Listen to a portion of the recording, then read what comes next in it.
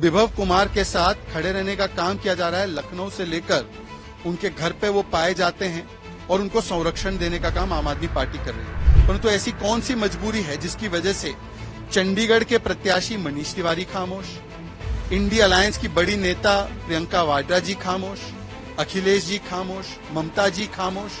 ये वही लोग हैं जो महिला उत्पीड़न पर आमतौर पर बहुत बोलते हैं मुखर होकर।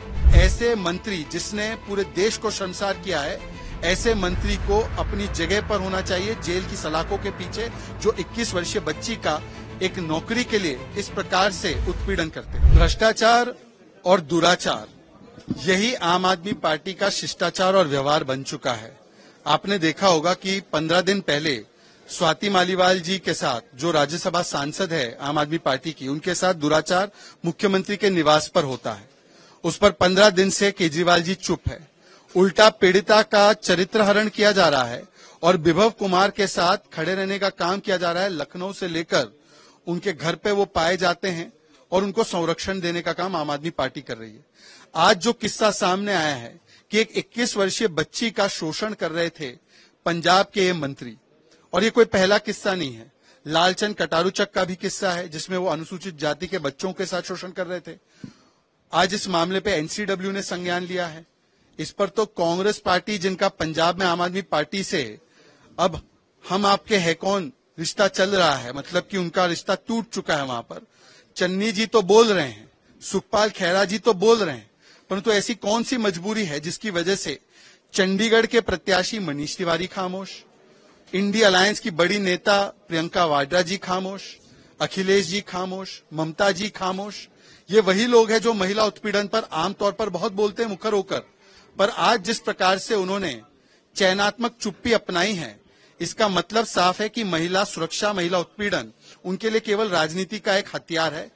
इस मंत्री का एक तो इस्तीफा होना चाहिए, दूसरी बात एक जांच होने के लिए उनका इस्तीफा बहुत जरूरी है। पर सवाल ये बनता है कि अरविंद केजरीवाल स्वाति मालीवाल के साथ भी चुप रहे, इस मामले पर भी वो चुप है और मंत्री को संरक्षण दे रहे हैं।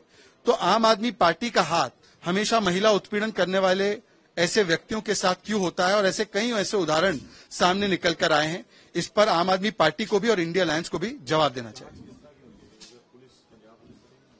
देखिए, मुझे लगता है कि एनसीडब्ल्यू ने तो पंजाब पुलिस को गौरतलब किया है, पर इसमें एक जांच निष्पक्ष तरीके से हो, उससे सबसे पहले जरूरी है कि मंत्री इस्तीफा दे, और इसके बाद अगर पुलिस ठीक से जांच नहीं कर सकती है, जैसे उन्होंने लालचंद के मामले में किया होगा, इसीलिए लालचंद जी के ऊपर कोई कार्रवाई अभी तक की नहीं गई है, तो उनको न्यायिक जांच के लिए जाना चाहिए ताकि दूध का दूध पानी का पानी हो सके। और ऐसे मंत्री जिसने पूरे देश को शर्मसार किया है, ऐसे मंत्री को अपनी जगह पर होना चाहिए, जेल की सलाखों के पीछे, जो 21 वर्षीय बच्ची का एक नौकरी के लिए इस प्रकार से उत्पीड़न करते हैं।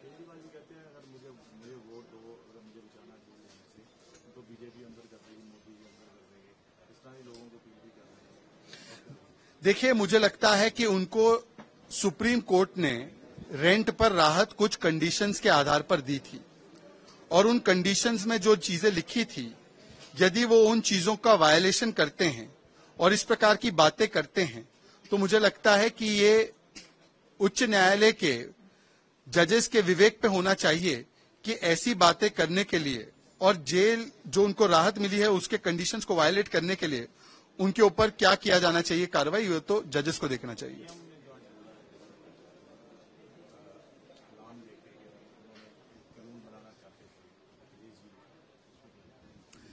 देखिए, प्रधानमंत्री नरेंद्र मोदी जी ने जो इंडिया अलायंस की cap politics, competitive appeasement politics पर आज प्रहार किया है, और उन्होंने दिखाया है कि कैसे एक मुस्लिम वोट बैंक को खुश करने के लिए पूरा इंडिया अलायंस उनके सामने मुजरा करने के लिए या नतमस्तक होने के लिए कैसे तैयार होता है कि वो संविधान में संशोधन करके SC, ST, OBC के अधिकार को काट कर मुसलमानों को आरक्षण देने के लिए भी तैयार हो जाता है। अखिलेश जी का बयान है कि वो चाहते थे कि संविधान में संशोधन हो और मुस्लिमों को आरक्षण मिले। केवल अखिलेश जी का ही नहीं, उनके परिवार के सदस्य राम गोपाल यादव जी का भी, मुलायम सिंह यादव जी का भी, और समाजवादी पार्टी के मैनिफेस्टो में भी ये दर्ज है कि वो इस प्रकार की व्यवस्था चाहते थे। कांग्रेस ने तो कर्नाटका, आंध्र, तेलंगाना में ये किया ही है, जहां पर ओबीसी के अधिकार को मारकर उन्होंने वोट बैंक को देने का काम किया जो संविधान के खिलाफ है। और पश्चिम बंगाल में हाईकोर्ट ने इस पर कुठाराघात किया जब तृणमूल कांग्रेस की सरकार ने ओबीसी के अधिकारों को काटकर मुसलमानों को धार्मिक आधार पर देने की कोशिश की।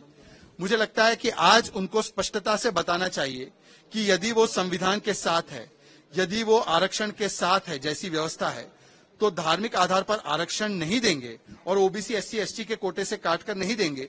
इसको लिखित में देने का काम इंडिया अलायंस खासकर राहुल गांधी को करना चाहिए, अखिलेश जी को करना चाहिए।